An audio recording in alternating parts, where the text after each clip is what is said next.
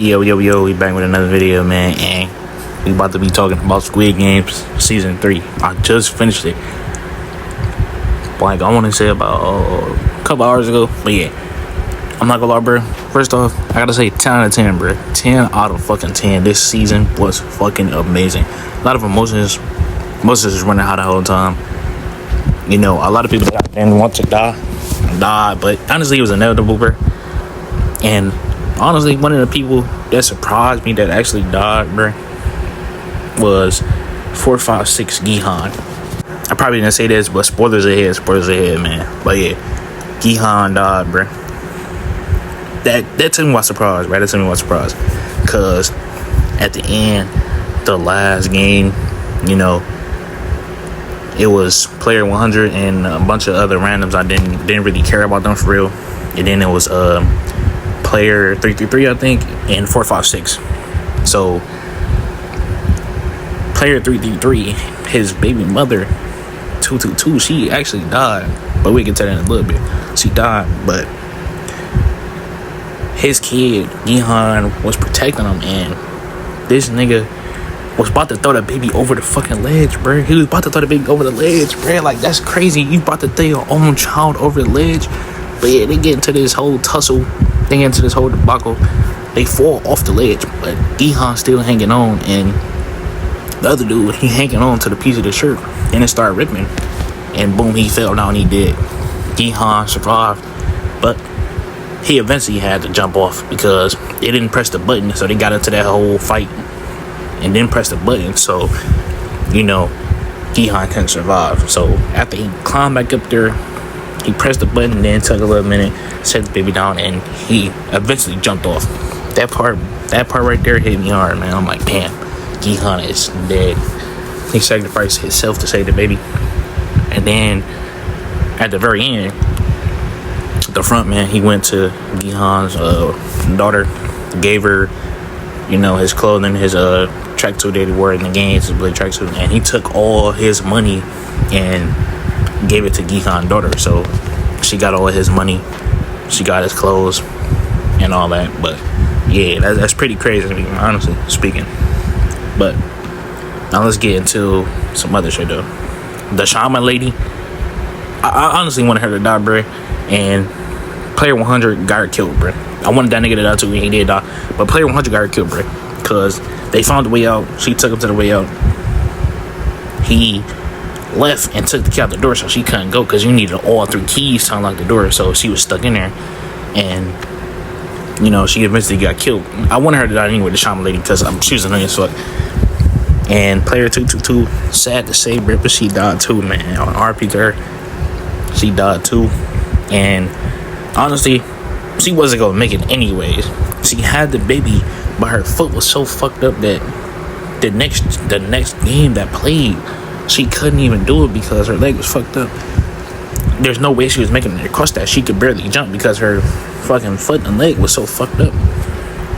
There's no way she was jumping over there, bro. She even tried to, like, you know, practice the jumping, and it just wasn't gonna work. So, you know, she just jumped off the ledge because there was no way she was making it.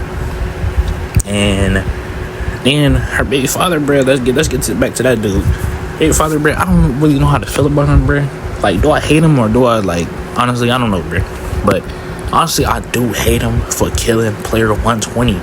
Like, bro, he was about to escape 120. He was about to escape, bro, because it's playing hide and seek. He was about to escape, but then he was like, oh shit, you know, I gotta go get player 222 and the old lady. So he went back, wrapped around to go get them, bro.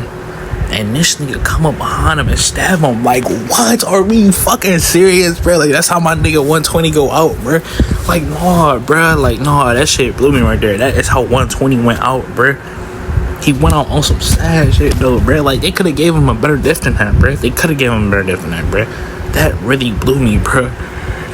And then another crazy thing that happened was the old lady, right? And her son. Her son was about to kill a dude, but, you know, he got saved because he really couldn't do it. So another dude came in that had the red suit on, whatever. He came in and stabbed the dude and saved him.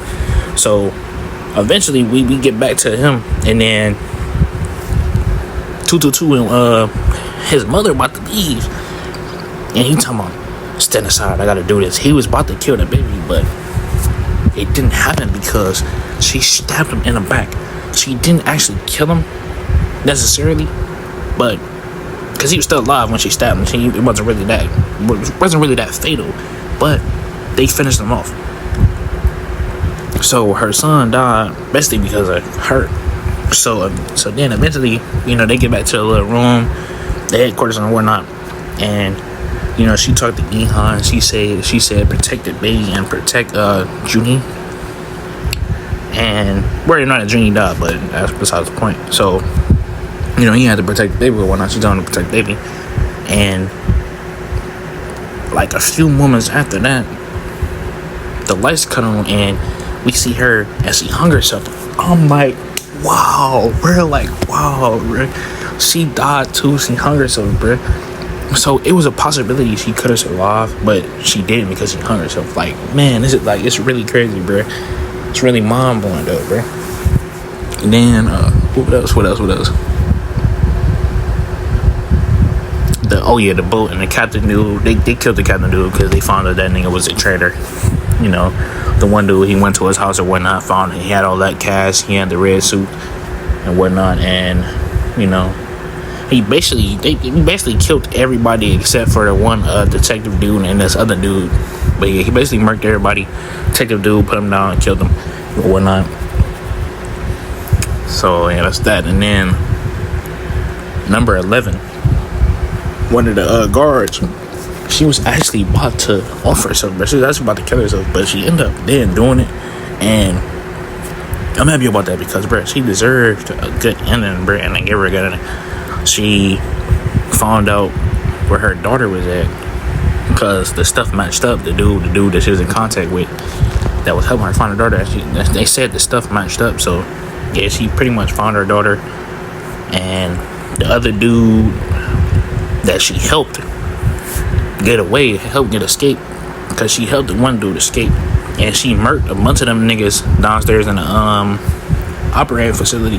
She murked a bunch of them niggas. She helped the one dude get away and get back to his daughter, and his daughter is healthy or whatnot. So yeah, that's fire. In my opinion, that's fire as fuck. And then the one dude with Thanos, bruh. That one dude that was always with Thanos, bruh. I don't know if I really like that nigga, bruh, because he was always like on his weed type shit. He talking about weed this, weed that. Like, nigga, who is we? Like, he was talking about this weed shit. It was always being friendly as fuck. Up all on every fucking body. I mean, like, Jesus Christ, bruh. But then he eventually died, bruh, because the nigga was a fiend. The nigga was a fucking fiend, and the stuff he had, one guy, he took it because he dropped it, and the other guy found it and started taking the shit, and then he became a fucking fiend. But yeah, so basically the dude, they had to jump over the rope. Basically it was jump rope. They had to jump over the rope. So I think he was the first one to go, because the dude threw his little necklace that he had his stuff stashed in and on the thing, and he went and attempted to go get it. But the twist was that the shit was empty. He took the last little one out and threw the thing on there, and basically, sent that nigga to his death, because after he picked it up and was opening it and found out one shit in there, he basically tripped up and it was just dead right there. So he basically got that nigga killed. And the other nigga, the one, I think it was 125, the one dude, I don't like him, bro, because he sat there and watched my one girl, my baby, get killed, bro. He watched her get killed and then became a fucking fiend and all that shit. I mean, he did kill one person, but so I can't give him props to that, bro, because he killed the shaman lady, bro. But he ain't even really fucking mean to it, to be honest. But yeah, I don't really like him, bro. He died. He went into the last game, he died, bro. I think it was a fiend. But yeah, man, that's pretty crazy. And last few things, bro, the fact that they made the baby a participant of the game, bruh, it's crazy to me. They actually counted her as a fucking player, and these niggas was trying to kill the baby, bruh, in the last game, bruh. They wanted to fucking throw that bitch off the ledge, bro. And the father too, he was about to throw that bitch off the ledge, bro. It's crazy to me, bro. Like, god damn, that shit really blew my mind. I'm like, bro, she really a participant now, bro? Like, that's insane, bro. That's really insane, bro. So basically, the baby won the game, bro, which is honestly insane.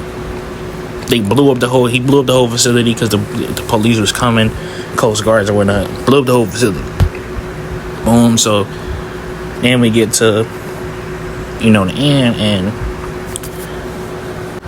the detective brother, I think, he gave the the baby to him and gave him the card. So he basically got all that money and the card. And one more thing that I really liked was when Gihan found out who the frontman actually was, and the frontman gave him a knife because he was trying to help him, and he was like, "We should kill them when they sleep," because he basically been in that same type of situation before, and they showed, like what happened when he was in that same type of situation, and he killed everybody in their sleep. So basically, we got a little bit of his past and what happened with him. But yeah, so it didn't turn out the same way as the frontman did when he was in the games. Gihan didn't kill that nigga. I wish he would have killed that nigga in his sleep, bro, because player 100 was so fucking annoying to me, bro. He eventually died anyways, but that nigga was annoying. Oh yeah, and they tried to treat that nigga like they tried to treat that nigga as disposable. The one guy in the last part, they called that nigga a lunchbox. They beat that nigga ass, fucked up his leg, and he eventually jumped off because he's like, I'm not gonna be a lunchbox, because it was down to Gihan, the baby, and player 333. So it was just them three. But yeah, man, the season was fucking amazing, man. I loved everything about the season, bro. And I can't ask for much more. This season was great, amazing as fuck. And I love it, man. That's it for the video, man. I'll see y'all on the next one. Peace.